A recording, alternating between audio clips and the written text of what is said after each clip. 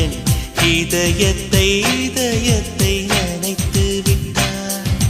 பார்வையிலே உன் பார்வையிலே ஒரு வேதியில் மாற்றத்தை நிகழ்த்தி விட்டாய். ஒளி ஒளியாய் வெட்டும் மின்னல் ஒளியாய் என் ரகசிய ஸ்தலங்களை ரசித்து விட்டாய்.